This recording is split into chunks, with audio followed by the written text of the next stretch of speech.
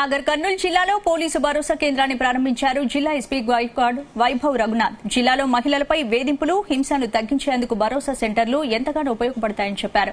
జిల్లాలో మహిళలకు ఏదైనా సమస్యలు ఎదురైతే భరోసా సెంటర్లను సంప్రదించాలన్నారు. దీంతో కౌన్సిలింగ్ నిర్వహించి మహిళలకు అండగా ఉంటామని స్పష్టం చేశారు. అంతకుముందు పలు జిల్లాల్లో 8 భరోసా సెంటర్లను డీజీపీ రవిగుప్తా వర్చువల్ గా ప్రారంభించారు.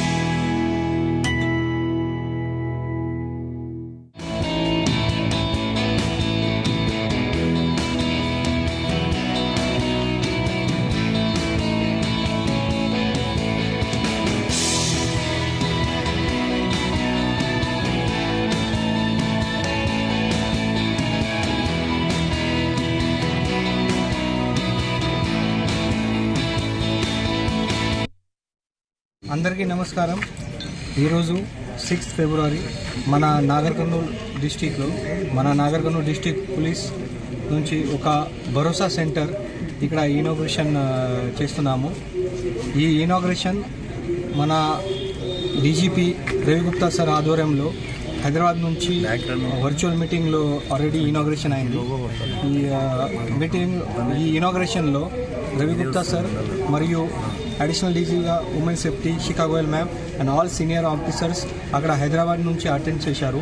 తర్వాత మన ఇక్కడ డిస్టిక్ భరోసా సెంటర్లో మన ఆల్ డిస్టిక్ ఆఫీసర్, నాతో పాటు అడిషనల్ ఎస్పీ అడ్విన్, తర్వాత ఆల్ డిఎస్పీస్, సిఐస్, ఎస్ఐస్, తర్వాత సఖీ సెంటర్ నుంచి లేడీస్, తర్వాత మన షీ టీమ్స్ ఇన్ఛార్జ్ అండ్ కొత్త రిక్రూటెడ్ స్టాఫ్ అందరూ ఇక్కడ నుంచి ఈ ఇనాగ్రేషన్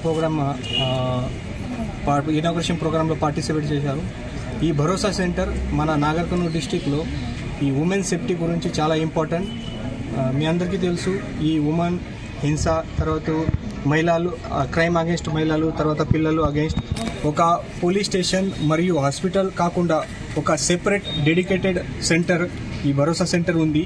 ఈ భరోసా సెంటర్లో అన్ని మొత్తం legal help, psychological help, counselling, rehabilitation, తర్వాత పోలీస్ అండ్ ప్రాసిక్యూషన్ హెల్ప్ మరియు విక్టిమ్ అసిస్టెంట్ ఫండ్ కూడా ఈ సెంటర్ నుంచి హెల్ప్ ఇస్తున్నాము. సో మన ఈ కొత్త ఏర్పాటు జరిగింది. సో నేను కూడా మన నాగర్ కర్నూలు డిస్టిక్ పోలీస్ గురించి అందరికీ రిక్వెస్ట్ చేస్తున్నాము. నా పేరు శ్రీలత. నేను ఇప్పుడు నాగర్ కర్నూలులో కొత్తగా స్టార్ట్ అయిన భరోసా సెంటర్కి councillor plus coordinator centre.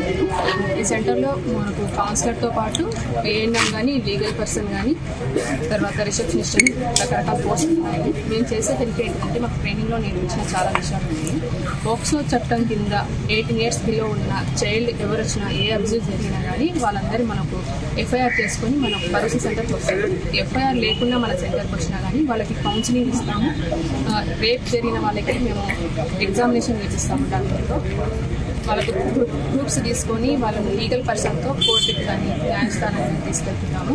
FIR చేయిస్తాము. 161, 164 అన్ని చేంజ్ చేసి వాళ్ళకి న్యాయం జరిగేలా చేస్తాము. మొత్తానికి ఇది ఒక వన్ స్టాప్ సెంటింగ్. అన్ని ఒక గొడుగు కిందికి, ఒకే గొడుగు కిందికి విక్టిమ్ని తీసుకొచ్చి ఇక్కడ న్యాయం జరిగేలాగా చేస్తాము. మన విక్టిమ్ కోర్టుకు ఒకసారి, డాక్టర్ దగ్గర ఒకసారి అని చెప్పి ప్రతిసారి చెప్పకుండా ఒకే దగ్గర న్యాయం జరిగేలాగా, త్వరగా న్యాయం జరిగేలాగా చేయడానికి భరోసా సెంటర్ ఏర్పాటు చేయడం జరిగింది. ఈ భరోసా సెంటర్కి వచ్చిన వాళ్ళకి ఖచ్చితంగా న్యాయం చేయాలి. భరోసా అంటే ట్రూత్ ఉండాలి, తర్వాత కాన్ఫిడెన్స్ ఉండాలి.